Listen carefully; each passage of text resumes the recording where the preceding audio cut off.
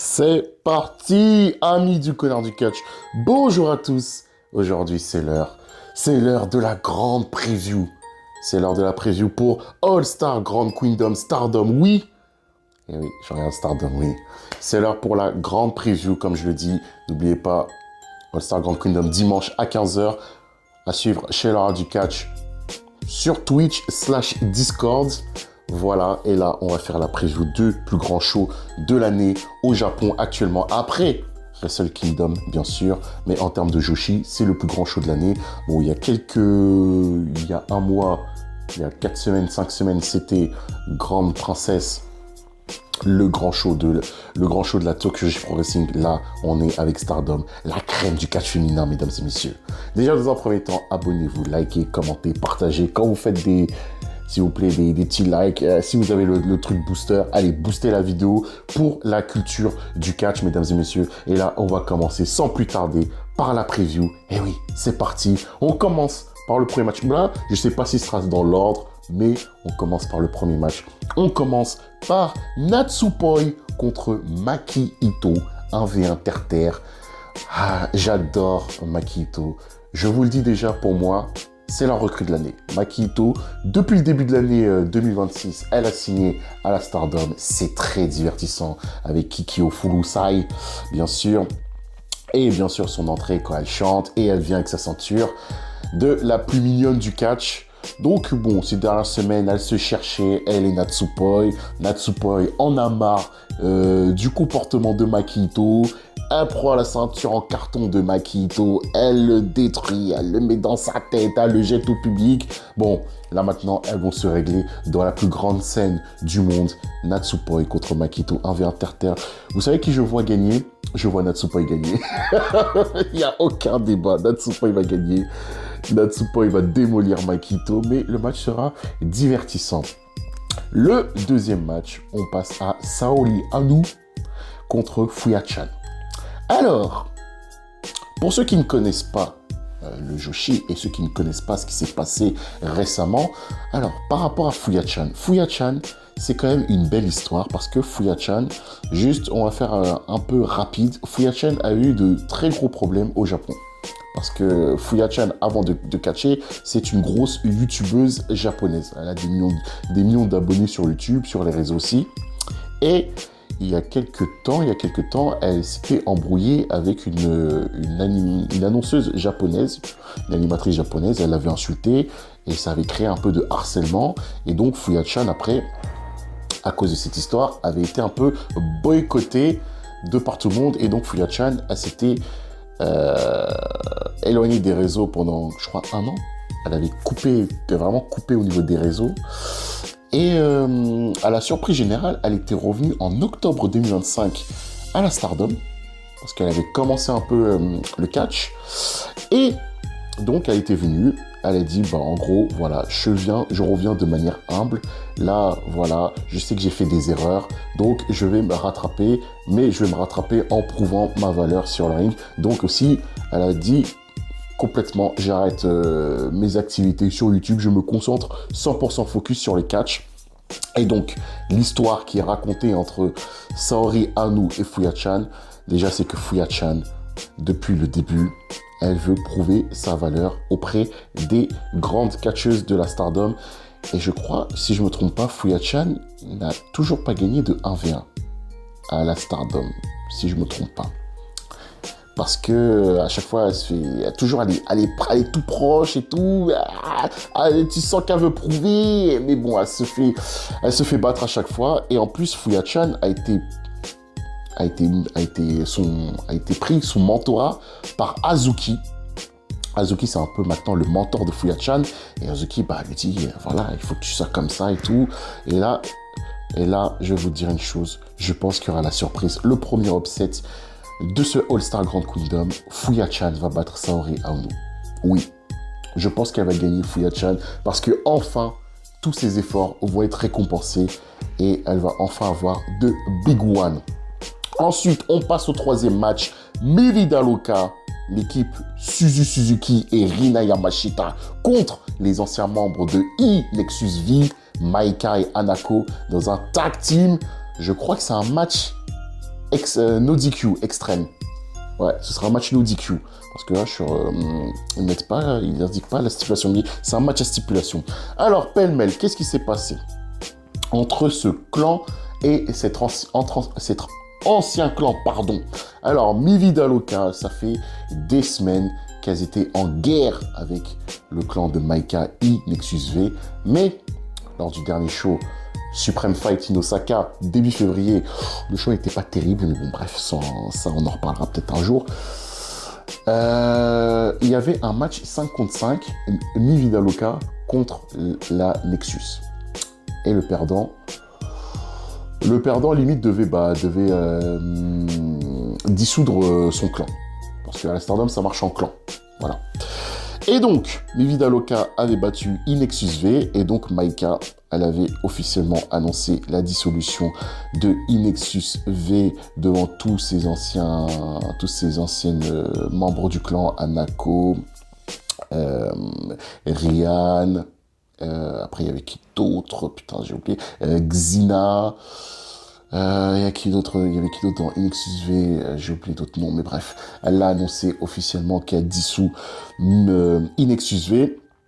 Mais donc, la rivalité continue entre Mi Vida Loca et Maika. Mais voilà, Maika et Anako. Et moi, je vois une victoire. Je sais pas. Je pense que Maika et Anako vont gagner. Parce que depuis aussi la blessure de Bodzilla, Mi Vida Loca, c'est pas ouf maintenant. Et ça va faire une petite passerelle par rapport au mini-event. Le cas de Suzuki et Maika est assez bizarre parce que j'étais persuadé que ça allait être ces deux-là qui allaient partir en chasse contre Sayaka Mitani, au moins jusqu'à All-Star Grand Kingdom. Et je pensais que l'une des deux allait être à All-Star Grand Kingdom. C'est assez étrange parce que Maika, quand elle était revenue, elle avait été claire en disant qu'elle était là pour chasser Heito, pour battre Heito et tout. Et au final, s'est retrouvée en rivalité avec le clan Mi Vida Loca. Mais bref, le match, je pense, va être super parce que Anako, c'est une catcheuse que j'aime très très bien. Elle est très jeune, mais j'aime bien. Bel esprit. Le quatrième match pour le titre Future de la Stardom, Rana Yakami, qui représente Godzai, on en parlera de Godzai, contre Emma Maishima. Emma Maishima qui a gagné le tournoi des rookies pour avoir son title shot contre Rana Yagami. Très belle finale contre Kikuyu Furusai. Peut-être je prononce mal son nom, mais j'ai celle qui est toujours en équipe avec Makito. Très bel esprit. Hein. J'avais très bien aimé le match entre Makito et Kikyo Furusai au Cinderella Tournament. Très très bon match, 4 étoiles et demie. Mais bref, revenons à Rana Yagami qui avait battu récemment pour l'Extra Future, elle avait battu Anako dans un match ok. Et donc voilà, elle va affronter Emma Maishima, le futur de la Stardom. Je vois une victoire de Rana Yagami. Voilà, bel esprit. Le match va être compétitif et bel esprit. Maintenant, on passe au gros du gros, les plus gros matchs de la carte. La team BMI 2000, Natsuko Tulai et Luyaka du clan Heito contre Azumi et Miyu Hamasaki pour les titres Goddess Tag Team de la Stardom. C'est un des matchs que j'attends le plus, mesdames et messieurs. Là, c'est le début. Est-ce que Heito va vraiment chuter? Parce que Heito est le clan le plus dominant de la Stardom. C'est le clan qui a toutes les ceintures. Elles sont tellement badass, elles sont en noir, elles sont belles, elles sont jeunes, elles dominent le Joshi, elles sont en train de changer les codes du Joshi. Voilà. Je rappelle, petit historique, lors du début d'année, lors des shows Stardom New Year's Eve, Azumi et Miyu Hamasaki avaient fait l'upset en battant la team BMI 2000. Match exceptionnel. De toute façon, on a déjà dans ce show en 2 nuits, on a quand même peut-être l'insisté le plus grand match de l'année 2006 entre Mesera et Azuki pour le titre Speed. Exceptionnel. Allez voir le match. Le match est gratuit sur Dailymotion. À taper Azuki versus Mei, M-E-I, plus loin Sera, S-E-I-R-A. Match exceptionnel, 20 minutes exceptionnel. Donc, est-ce que Haito va couler? Si je me mets dans la tête de Taro Okada, est-ce que Taro va vraiment casser son joyau qui est Haito, qui lui apporte tellement d'argent, elle remplisse les salles et tout? La réponse est non. Je pense que Team BMI 2000 va quand même gagner. Natsuko Tulai et Ruyaka. Et je vous en parlerai lors du main event. Mais j'ai une théorie par rapport à qui va faire tomber Haito. Ensuite, on passe à Shuli contre Megan Bayne pour le titre IWGP féminin. Alors ce match-là, j'étais complètement effaré de belle manière, de bon sens. Mais j'étais assez surpris qu'ils annoncent ce match-là parce que ce match-là, je sais pas quoi dire, je sais pas quoi pronostiquer. Pourquoi? Parce que Megan Bayne, c'est la catcheuse la plus protégée actuellement dans le business. Je vous rappelle que Megan Bayne n'a perdu qu'un seul match par tombée en 2 ans. C'est l'une des plus protégées du business avec Saya Kamitani. Saya Kamitani, elle a eu plus de défaites par tombée que Megan Bayne. Donc là, je suis complètement perdu. Je sais pas, mais j'ai le sentiment qu'ils vont appuyer sur le bouton. Et en plus, avec l'arrivée de Forbidden Door, je pense que Megan Bayne va battre Shuri pour le titre IWGP féminin. Je pense qu'elle va gagner. Et à Forbidden Door, il y aura la revanche. Et Shuri va reprendre la ceinture. Mais je suis très, très, très partagé par rapport à ce match. Ce match-là, possiblement peut-être aussi candidat au match de l'année. Franchement, de toute façon, n'oubliez pas, venez regarder All Star Grand Kingdom chez Laura du Catch. Et en plus, le pay-per-view a été acheté. Ce sera gratuit. Voilà, pas de trucs illégaux. Tout ce sera légal. Vous aurez vraiment en Full HD, belle qualité. Bref. Et ensuite, on passe au double mini-vote. On passe à Konami contre Anan pour le titre Wonder de la Stardom. Le deuxième titre le plus important de la Stardom. Alors, Anan a eu son match de championnat parce qu'elle avait gagné le Cinderella Tournament, parce qu'à la Stardom, il y a 2 tournois. Le Cinderella Tournament, c'est un peu le tournoi pour les mi-cardeuses. Voilà, tu gagnes le Cinderella Tournament, voilà, vous connaissez. Voilà, il y a écrit Cinderella, Cendrillon, tu fais un vœu. Donc voilà. Bon, elle n'a pas eu le temps de faire son vœu parce que quand elle avait gagné le tournoi, et ben Konami, elle est arrivée, bim, elle l'a tabassé, elle l'a défoncé, elle a mis son spray pour, voilà. Donc c'est Konami limite qui est venu la voir pour lui dire, vas-y, je t'affronte à All Star Grand Kingdom 1v1 terre-terre. Le run de Konami, j'adore. J'adore le run de Konami. C'est l'un des runs que j'adore actuellement dans le catch. Konami, c'est vraiment la workhorse de la Stardom. Et je pense que Konami va gagner. Elle va continuer à conserver. Konami va gagner. Konami va continuer à son tableau de chasse. Là, récemment, elle a battu Sayaida, Ami Soleil. Elle a battu Starlight Kid pour le titre Wonder fin 2025. Elle a battu Rina dans un match exceptionnel aussi, début d'année. Exceptionnel. Donc, voilà, victoire de Konami. Et maintenant, on va passer au main event. Sayaka Mitani contre Sayaka Kulala pour le titre suprême de la Stardom. Si Sayaka Mitani bat Sayaka Kulala, eh ben, le clan Cosmic Angels est dissous. Petit rappel vite fait de l'historique et de la storyline. Alors, l'année dernière, à la même époque, Sayaka Mitani avait envoyé à la retraite son mentor, mais par-dessus tout, la créatrice du clan Cosmic Angels, le leader de Cosmic Angels, Tam Nakano. Allez voir le match, il est gratuit sur YouTube, surtout le numéro 3. Un match exceptionnel, franchement exceptionnel, près d'une 40aine de minutes de catch incroyable, du storytelling incroyable. Et donc, après avoir mis Tam Nakano à la retraite, eh bien, un à un, les membres de Cosmic Angels ont voulu se venger de Sayaka Mitani, mais Sayaka Mitani, il les a tous battus un par un. Elle a battu Natsupoi. Elle a battu Saori Aono à Dream Kingdom dans un très bon match. J'avais un peu peur, mais voilà. Elle avait battu aussi Aya Sakura.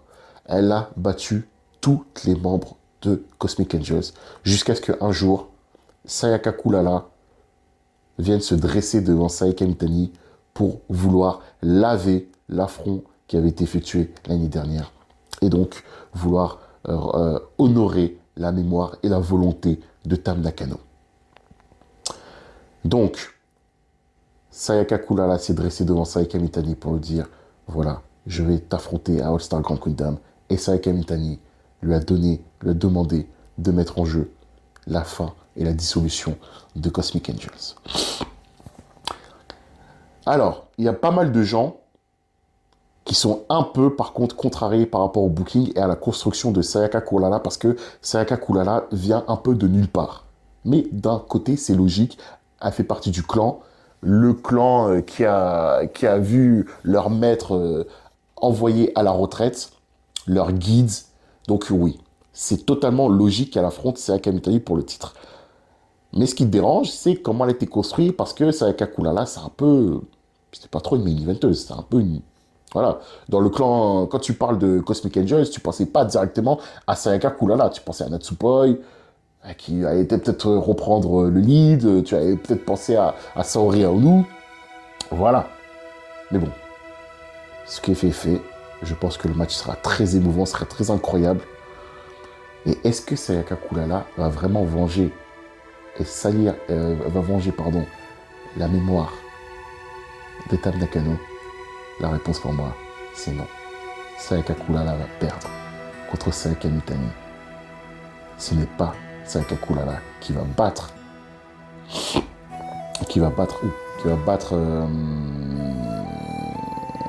Sayaka Mitani. Pourquoi? Parce qu'il y en a une autre. Il y en a une autre, pour moi, qui va réellement battre Sayaka Mitani et qui va commencer la chute de Heito. C'est une catcheuse qui fait partie du clan actuellement de Heito. Pour moi, au courant de l'année, celle qui va battre Sayaka Mitani, c'est Momo Watanabe. Momo Watanabe est revenue, elle est revenue récemment à la Stardom pour faire un match par équipe pour la dernière de Saki Kashima. Mais pour moi, c'est Momo. Pourquoi? Parce que Momo Watanabe aussi a une grande histoire avec Sayaka Mitani. Sayaka Mitani et Momo Watanabe sont toujours un peu rivales. Elles s'étaient affrontées à Crimson Nightmare. Momo Watanabe, en tant que vainqueur du 5-Star Tournament, avait échoué. Mais là, cette fois-ci, Momo Watanabe, c'est elle qui va être le déclencheur de la chute de Heito. Parce que Momo Watanabe, je pense, va quitter à terme le clan Heito. Et c'est elle qui va battre Sayaka Mitani. Parce que pourquoi? Parce que déjà, Eve Nexus a été dissous. Cosmic Angels va être dissous. Et je pense que Momo Watanabe va créer son propre clan.